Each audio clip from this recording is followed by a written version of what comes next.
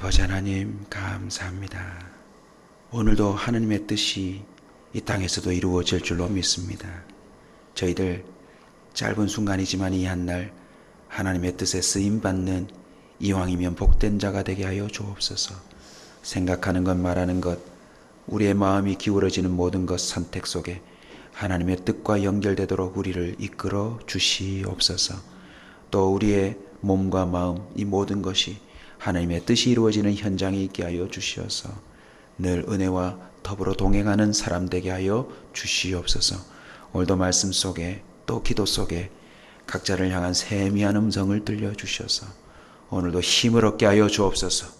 능력을 덧입게 하여 주옵소서. 성령의 사람으로 오늘도 온종일 항상 기뻐하며 범사에 감사하며 묶였던 것을 풀고 하나님의 뜻을 이루는 인생 되게 하여 주시옵소서. 예수님의 이름으로 기도하옵나이다. 아멘. 잠언 24장 12절 말씀입니다. 잠언 24장 12절 말씀 한 절 같이 읽겠습니다. 네가 말하기를 나는 그것을 알지 못하였노라 할지라도 마음을 저울질 하시는 이가 어찌 통찰하지 못하시겠으며 내 영혼을 지키시는 이가 어찌 알지 못하겠느냐.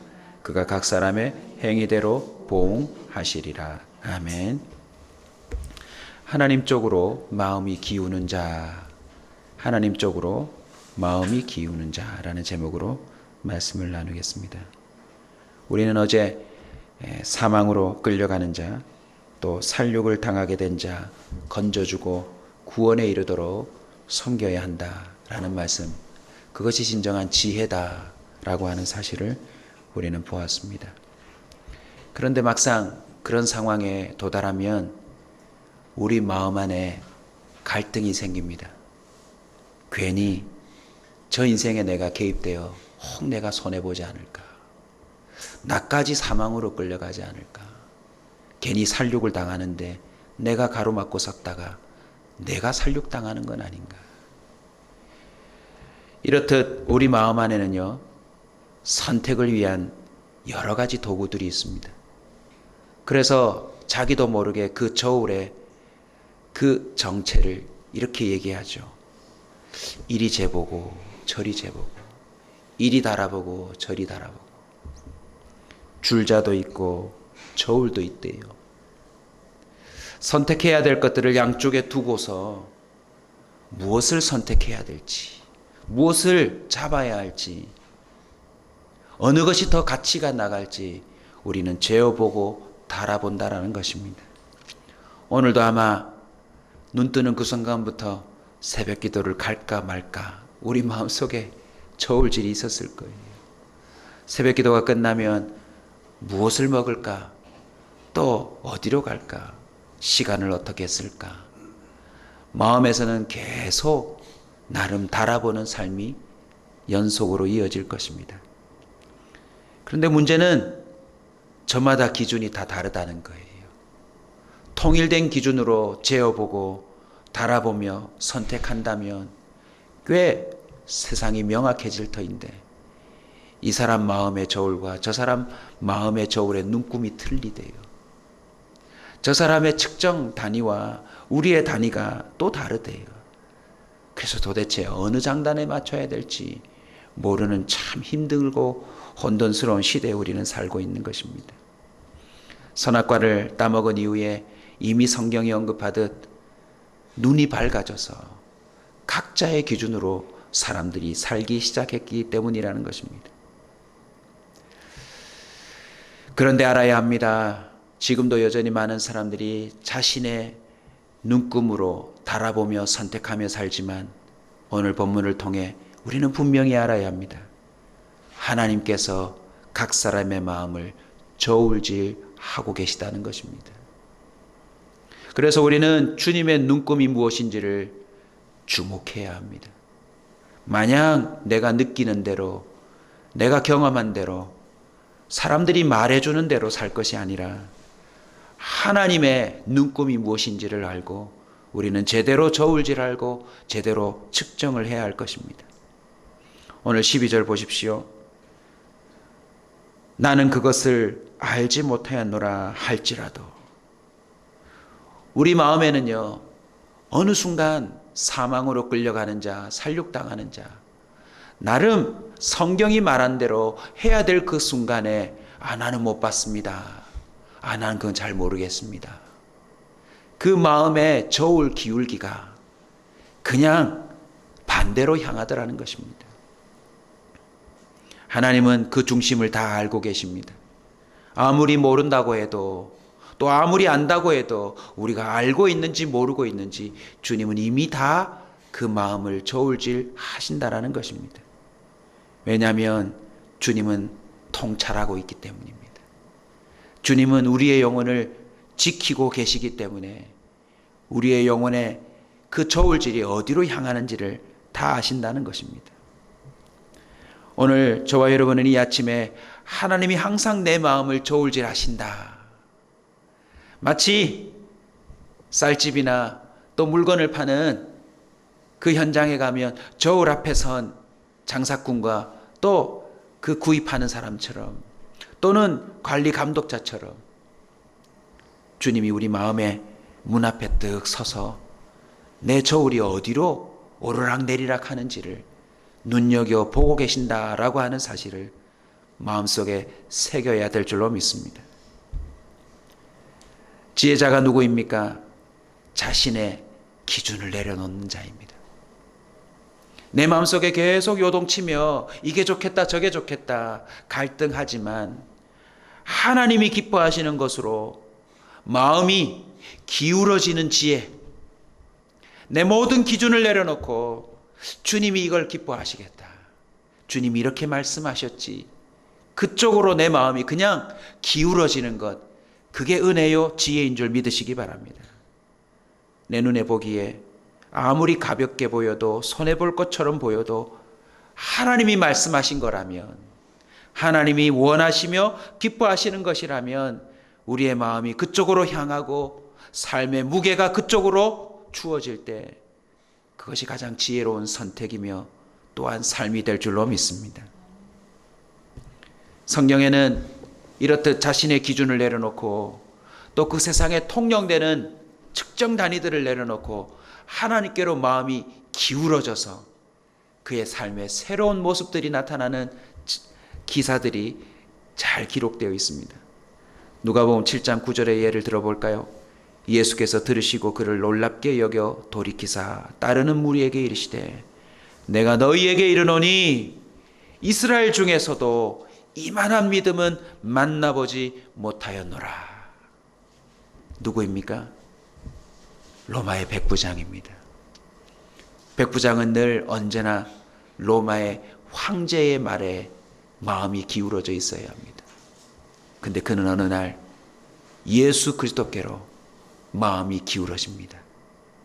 그리고 주님은 그 마음의 기울어짐을 바라보시고 주님의 저울질로 얘기하십니다. 이만한 믿음을 내가 이스라엘 중에서도 보지 못했다. 우리 각자가 소망을 품읍시다. 야, 요즘 시대에 저만한 믿음을 내가 보지 못했다라고 하는 그 마음의 기울기가 있는 사람이 내가 됐으면 좋겠어요. 수많은 목회자들 중에, 수많은 그리스도인들 중에 야, 요즘에도 이런 믿음이 있구나라고 하는 그 마음의 무게가 주께로 향해 있는 사람이 제가 됐으면 참 좋겠다 싶어요. 저는 백부장이 부럽더라고요. 주님이 누구한테 얘기해 주었어요? 내가 너희에게 이르노니. 백부장에게 말한 게 아니라 주변 사람들에게 이 사람의 마음의 기울기에 대해서 주님이 인증해 주셨다. 자기가 생각하기에 난 믿음이 좋다가 아니라 주님이 저울질을 보시고 이만한 믿음 만나보지 못했다라고 하는 믿음의 소유자가 된다면 참 좋을 줄로 믿습니다. 열왕기상 3장 11절에도 또 하나의 예가 나오더라고요. 이에 하나님이 그에게 이르시되 네가 이것을 구하는도다. 자기를 위하여 장수하기를 구하지 아니하고 부도 구하지 아니하고 자기의 원수의 생명을 멸하기도 구하지 아니하고 오직 송사를 듣고 분별하는 지혜를 구하였으니 내가 지혜도 주고 구하지 아니한 것도 주리라. 여러분 누구입니까? 솔로몬입니다. 주님이 이미 알고 계세요. 세상의 저울질을 보니 다 자기가 잘 되는 것에 무게를 두더라. 장수며 부며 원수의 생명을 구하며 복수하기를 원하는 것, 거기에 사람들이 다 삶의 추를 올려놓던데 너는 그렇게 구하지 아니하고 내가 기뻐하는 것에 너의 모든 것을 걸었구나. 주님이 뭐하고 계세요? 우리의 마음을 저울질하고 있더라는 것입니다. 보통 사람들은 여기에 마음을 두는데 너는 이곳에 마음을 두었구나 라고 온 땅을 두루 감찰하사 전심으로 주님을 찾고 찾는 자를 주님도 찾고 계시더라는 것입니다. 그뿐이 아닙니다. 그 저울질로 인하여서 이미 은혜를 경험한 사람들의 고백도 이어집니다. 한나의 기도가 사무엘상 2장 2절과 3절에 이렇게 기록되고 있습니다. 여호와와 같이 거룩하신 이가 없으시니 이는 주밖에 다른 이가 없고 우리 하나님 같은 반석도 없으심이니이다. 심히 교만한 말을 다시 하지 말 것이며 오만한 말을 너희 입에서 내지 말지어다. 여호와는 지식의 하나님이시라 행동을 달아보시느니라. 한나는 참 어렵고 힘든 그 가정사 안에서 마음이 요동쳤을 것입니다. 남편이 미웠다가도 남편이 또 불쌍했다가도 분인나라고 하는 새로 들어온 그 첩과 같은 여자에 향하여서도 미웠다가도 그래도 또 자식을 낳아주었으니 고마웠다가도 자신의 형편을 두고 속상했다가도 또 감사했다가도 요동치는 가운데 그는 하나님께로 마음이 기웁니다. 그리고는 그 저울질 하시는 하나님의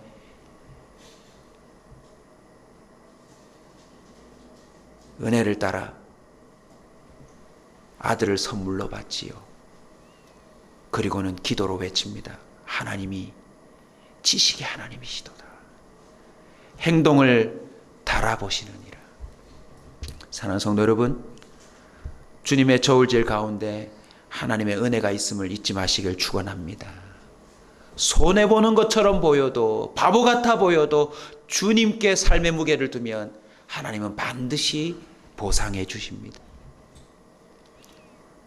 그 삶이 날리지 않는 삶이라는 사실을 주님이 굳건히 붙잡아 주시더라는 거죠. 한나의 기도로 이미 증명되었던 그 자식 사무엘도 똑같이 얘기합니다. 사무엘상 16장 7절입니다. 여호와께서 사무엘에게 이르시되 그의 용모와 키를 보지 말라. 내가 이미 그를 버렸노라. 내가 보는 것은 사람과 같지 아니하니 사람은 외모를 보거니와 나 여호와는 중심을 보느니라. 세상 곳곳에서요 사람을 두고 저울질을 한대요. 야, 이 사람이 좀 더 외모가 낫네. 야, 이 사람이 면접을 좀 더 잘 봤네. 야, 이 사람이 그래도 포트폴리오를 잘 만들었네. 이 사람의 배경이 좀 나은걸. 아, 그래도 우리 동문인걸. 아, 우리 고향 사람인걸. 어느 누구도 자유할 수 없대요. 심지어 하나님의 사람으로 귀가 열리고 눈이 열린 사무엘마저도. 근데 주님이 오셔서 그 저울질을 바꿔주세요. 외모를 보지 말라고. 너는 이걸 집으려고 하지만 나는 그를 버렸다라고 말을 합니다. 이 얼마나 놀라운 여호와 하나님의 말씀입니까? 오늘 이 한날도 저와 여러분이 덕석 잡으려고 하는 그 저울질의 결과에 대해서 나는 그거 버렸다라고 말할 수도 있다는 사실을 우리는 놓치지 말아야 되겠습니다. 여호와는 중심을 보신답니다. 주님의 저울질이 지금도 여전하다는 사실을 알고 저와 여러분도 주님의 그 기울기에 덩달아 마음이 기울어지고 삶의 무게가 달아지기를 소원합니다. 근데 문제는요, 이렇게 말씀을 나눴어도 여전히 우리 마음에 있는 눈금이 주님과 같지 않더라는 것입니다. 어쩌면 좋을까요? 이렇게 설교하는 목사인 저마저도 하루에 저울이 뭡니까? 그 마음이 조석지변이라 아침 저녁으로 갈 때와 같이 이쪽으로 기울었다 저쪽으로 기울었다. 우리 스스로 늘 고백하죠. 우리 옆 사람에게 한번 인사합시다. 저 결정장애입니다. 식당 가서도 된장찌개를 먹을지 김치찌개를 먹을지 저울질하다가 꼭 한마디 하죠. 김치찌개를 막 들이키면서 뭐라고 합니까? 된장 시킬 걸. 그런 위인인데 우리가 어찌 주님의 그 저울질에 맞게 마음이 기울까요? 성경에 있는 원리를 마지막으로 찾아 함께 공유하려고 합니다. 첫 번째는요, 말씀의 추를 올려놓으셔야 돼요. 66권 말씀 구절 하나하나가 내 머릿속에 기억이 되어지고 내 마음속에 묵상이 되어지며 하나하나 올려놓으면 그게 여러분 추와 같은 역할을 합니다. 휙 하고는 그냥 내가 원하는 쪽으로, 세상이 원하는 쪽으로 훅 내려가려고 할 때 말씀 하나가 떠오르면 그 삶을 중심 잡아준대요. 그래서 우리는 주야로 말씀의 추를 올려놓아야 합니다. 오늘 이 구절도 하나 올려놓으십시오. 하나님은 저울질 하신다. 내가 원하는 대로 휘둘릴 것이 아니라 하나님이 내 마음의 기울기를 눈여겨보고 계신다라고 하는 이 잠언 24장 12절 말씀 하나만 기억해도 우리는 휙휙 우리가 원하는 대로 그냥 저울질로 끝내버리지 않을 것 같아요. 복 있는 사람은 어떤 사람입니까? 시편 1편 2절입니다. 오직 여호와의 율법을 즐거워하여 그 율법을 주야로 묵상하는 자로다. 가능한 많은 말씀의 구절을 우리 마음속에 담아둘 때 우리의 삶의 무게가 꽤 중심 잡게 될 줄로 믿습니다. 두 번째는 기도의 싸움입니다. 다르게 표현하면 기도의 저울질이죠. 오늘 저와 여러분의 이 새벽의 기도도 저울질 같은 싸움 같은 순간이 될 것입니다. 예수님께서 직접 보여주셨습니다. 마태복음 26장 39절입니다. 조금 나아가서 얼굴을 땅에 대시고 엎드려 기도하여 이르시되 내 아버지여 만일 할만하시거든 이 잔을 내게서 지나가게 하옵소서. 내가 원하는 저울입니다. 휙 내려갔죠. 상황을 보니 환경을 보니 내가 곧 직면할 걸 보니 도저히 말씀이 있음에도 불구하고 하나님의 뜻이 무엇인지 알매도 불구하고 그거 못하겠는 거예요. 그런데 마지막 기도 중에 이렇게 하십니다. 그러나 나의 원대로 마옵시고 아버지의 원대로 하옵소서. 내가 원하는 쪽으로 기울었던 마음이 기도 중에 하나님의 뜻을 향하여 옮겨지더라는 것입니다. 기도 중에 저와 여러분의 마음이 주께로 향하는 은혜가 있기를 축원합니다. 싸워야 합니다. 내가 원하는 것과 말씀의 주, 주님이 원하는 것. 그런데 결정적으로요, 말씀의 추를 올려놓고 기도로 아무리 싸워도 이게 없으면 우리는 어느 순간 신기하게도 이쪽이 더 무거울 것 같은데 세상 쪽으로 휙 넘어가 버려요. 마지막으로 있어야 될 게 뭘까요? 바로 성령의 감동입니다. 참으로 놀라운 사실은 마음을 저울질만 하시는 것이 아니라 우리의 연약함을 알고 성령이 친히 우리 내면 안에 들어오셨다는 것입니다. 그래서 하나님의 백성들, 택한 자들이 마음이 기울어지려고 할 때 성령이 그 마음을 붙잡더라는 것입니다. 합당한 명분, 꽤 그럴싸한 동기로 복음을 위하여 아시아로 가려고 하는 바울마저도 하나님은 그것을 막으세요. 부정하다 잡아먹기 힘든 그 짐승들에 향하여 잡아먹으라 베드로에게 성령은 말씀하세요. 사랑하는 성도 여러분, 남은 생애의 말씀의 추, 기도의 저울질의 싸움, 거기에다가 늘 성령의 감동이 결정적으로 임하여서 이쪽으로 넘어가려다가 결국 하나님 쪽으로 마음이 기우는 가장 지혜로운 자로 살다가 천국을 향해 가시길 주의 이름으로 축원합니다. 우리 말씀 붙들고 갈등의 제목들을 두고 하나님, 저는 이렇게 하고 싶은데 주님 뜻은 무엇입니까? 말씀도 알게 해주시고 또 기도 중에 주님의 뜻대로 할 수 있도록 내 마음을 움직여 달라고 기도하겠습니다. 우리 주여 세 번 부르짖고 기도하십시다.